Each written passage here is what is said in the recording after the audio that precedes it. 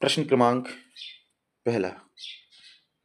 जब नदी मैदानी इलाकों में प्रवेश करती है तो वह घुमावदार रास्ते पर बहने लगती है। नदी के इन मोड़ों को क्या कहते हैं? ए. चाप झील, बी. तटबंध, सी. बाढ़ मैदान, डी. विसर्प। आपका राइट आंसर होगा विसर्प। समय के साथ विसर्प लूप नदी से कट जाता है और एक कट ऑफ झील बनाता है, जिसे ऑक्सबो झील भी कहा जाता है। प्रश्न क्रमांक दूसरा। जब नदियाँ किसी झील या अवसाद में सभी दिशाओं से अपना जल बहाती हैं तो बहने वाले जल निकासी पैटर्न को किस रूप में जाना जाता है? ए. धूम्राकृतिक, बी. जाफरी, सी. अरी, डी. अभिकेंद्री सेंट्रीपेटल। तो आपका राइट आंसर होगा अभिकेंद्री सेंट्रीपेटल।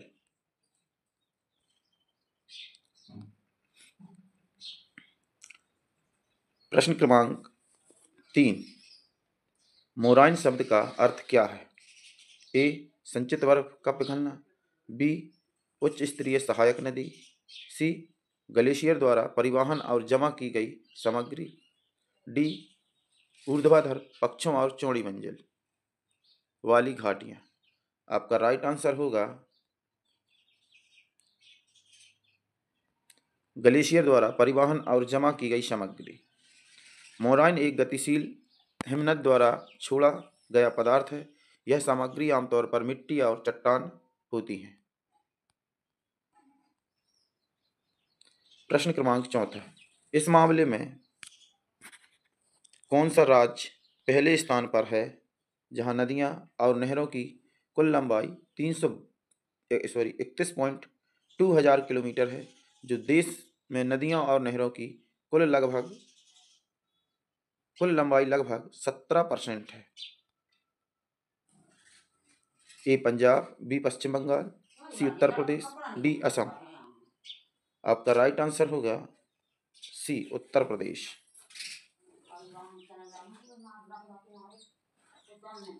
प्रश्न क्रमांक 5। हिमालय की अधिकांश नदियां किस प्रकार की हैं?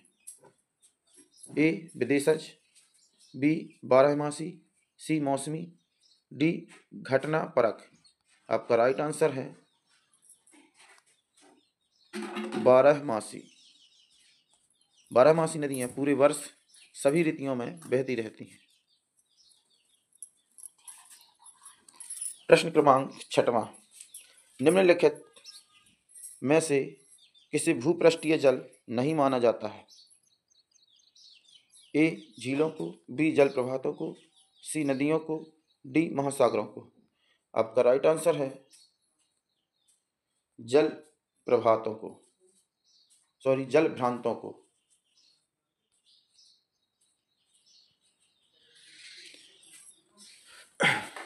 जल भ्रांत भूजल से संतृप्त छिद्रपूर्ण चट्टान या तलछट का एक समूह है जो मिट्टी में भूजल स्तर को संग्रहित करने बनाए रखने में मदद करता है। जल भ्रत दो प्रकार के होते हैं। सीमित जल भ्रत के ऊपर अभेद चट्टान या मिट्टी की एक परत होती है। अपुट जल भ्रत मिट्टी की परागमय परत के नीचे स्थित होते हैं। प्रश्न क्रमांक 7। जब धारा ऊपर से नीचे की तरफ जाते हुए मैदान को काटती हुई बढ़ती है तो किस प्रकार के अपभ्रंश भूभाग का निर्माण होता है? ए. बिंदु पट्टी, बी. बाढ़ के मैदान, सी. जलोढ़ मैदान, डी. प्राकृतिक बांध। आपका राइट आंसर होगा जलोढ़ मैदान। प्रश्न क्रमांक 8।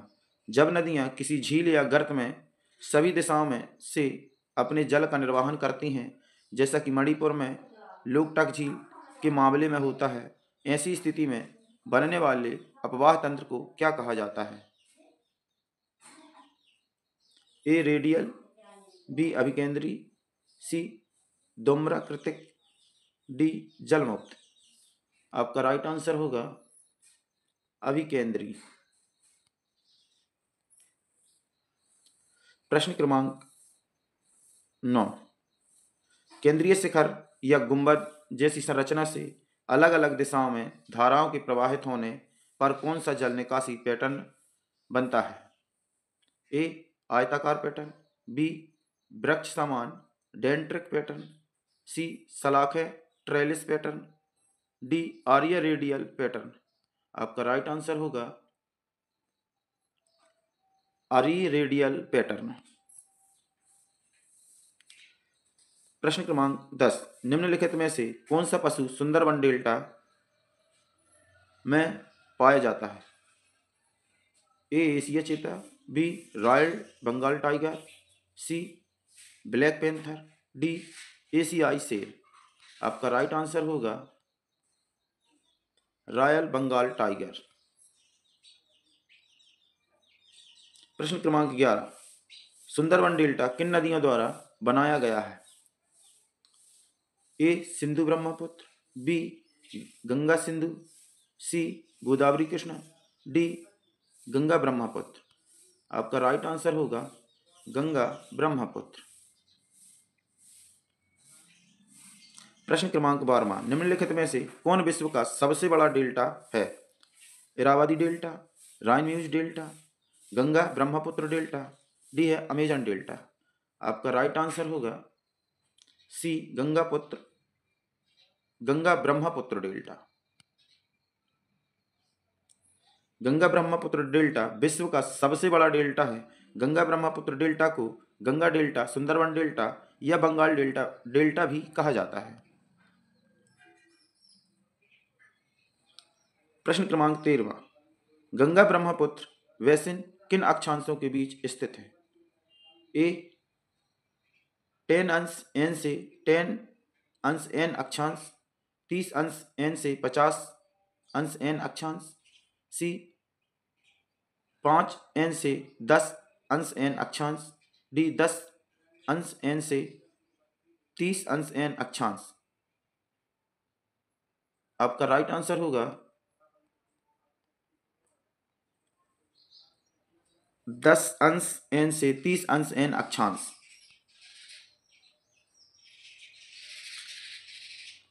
प्रश्न क्रमांक 14, कौन सा नदी वेनिस 8,60,000 किलोमीटर के क्षेत्र को कवर करता है और 11 भारतीय राज्यों में फैला हुआ है? ए महानदी वेनिस, बी गंगा वेनिस, सी सिंधु वेनिस, डी ब्रह्मपुत्र वेनिस। आपका राइट आंसर होगा गंगा वेनिस। प्रश्न क्रमांक 15, भागीरथी और अलकनंदा नदियां मिलकर किस नदी का निर्माण करती हैं? ए गंगा नदी, बी यमुना नदी, सी रावी नदी, डी झेलम नदी। आपका राइट आंसर होगा गंगा नदी। प्रश्न क्रमांक 16, गंगा नदी की मुख्य धारा को क्या कहते हैं? ए मंदाकिनी, बी अलकनंदा, सी भागीरथी, डी सुरसरी। आपका राइट आंसर होगा भागीरथी। गंगा की मुख्य धारा को भागीरथी कहा जाता है। यह उत्तराखंड के देवप्रयाग में अलकनंदा से जुड़ती है। प्रश्न क्रमांक 17, भागीरथी नदी किस ग्लेशियर से निकलती है? खंडक ग्लेशियर, बी है गंगोत्री ग्लेशियर, सी है Satopanth glacier, D Pindari glacier. आपका राइट आंसर है ए खंडक ग्लेशियर।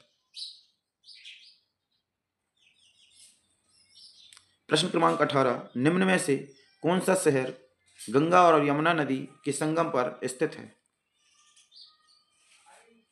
ए इलाहाबाद, बी कानपुर, सी आगरा, डी लखनऊ। आपका राइट आंसर है इलाहाबाद। प्रश्न क्रमांक 19, गंगा का मैदान किन दो नदियों के बीच फैला हुआ है? ए यमुना और तीस्ता, बी घग्गर और तीस्ता, सी घग्गर और भागीरथी, डी गंगा और तीस्ता। आपका राइट आंसर है घग्गर और तीस्ता।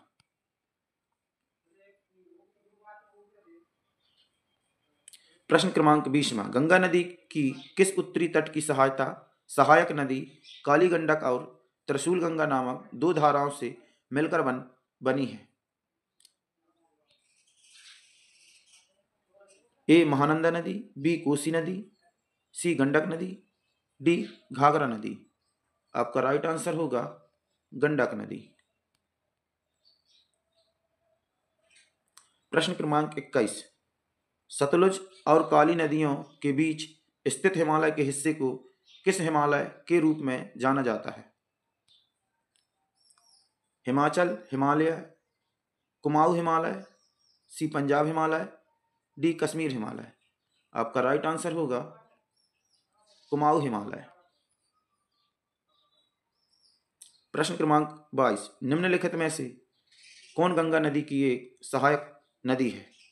ए घाघरा नदी, बी साबरमती नदी, सी माही नदी, डी भीम नदी। आपका राइट आंसर होगा घाघरा नदी, घाघरा नदी। हम बात करते हैं घाघरा नदी की। घाघरा नदी की एक सहायक नदी है। घाघरा नदी दक्षिण तिब्बत स्वायत्त क्षेत्र चीन के उच्च हिमालय में कर्णाली नदी के रूप में उगती है और नेपाल के माध्य से दक्षिण पूर्व में बहती है। प्रश्न क्रमांक 23, गंगा नदी बिहार राज्य को कितने भागों में विभाजित करती है? ए 5 भागों में, बी 4 भागों में, सी 3 भागों में, डी 2 भागों में। आपका राइट आंसर होगा सी 3 भागों में बांटती है। प्रश्न क्रमांक 24, निम्नलिखित में से कौन गंगा नदी की सहायक नदी नहीं है? ए सोन, बी गंडक, सी गोमती, डी घाट प्रभा। आपका राइट आंसर होगा घाट प्रभा।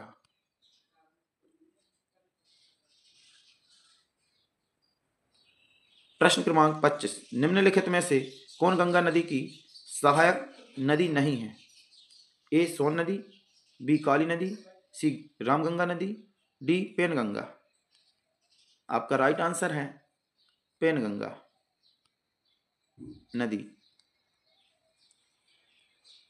पेनगंगा नदी वर्धा नदी की एक प्रमुख सहायक नदी है और अजंता श्रेणी में निकलती है। प्रश्न क्रमांक 26, त्रिशूल गंगा किस नदी की एक धारा है?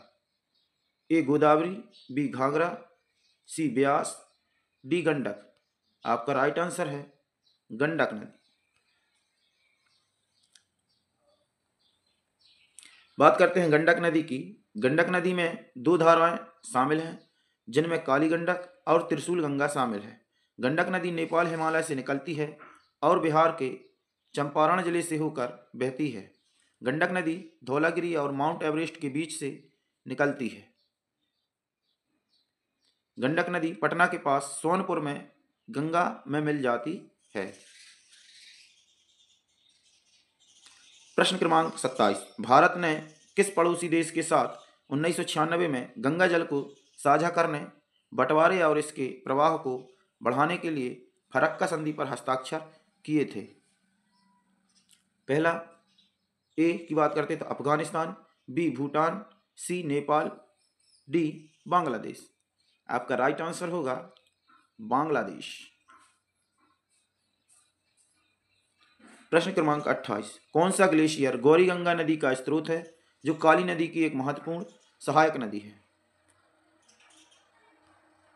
A Tipra glacier, B Milam glacier, C Namik glacier, D Kafni glacier. आपका राइट आंसर होगा बी मिलम ग्लेशियर। प्रश्न क्रमांक 29, निम्नलिखित में से कौन सी नदी भागीरथी हिमालय से निकलती है?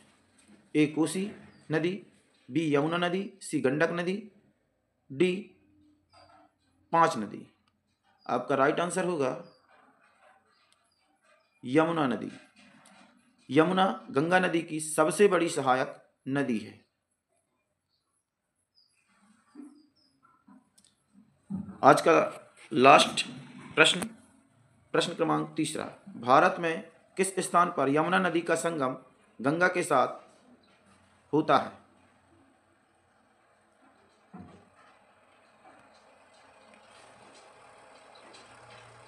ए प्रयागराज, बी वाराणसी, सी लखनऊ, डी सीतापुर। आपका राइट आंसर होगा ए प्रयागराज।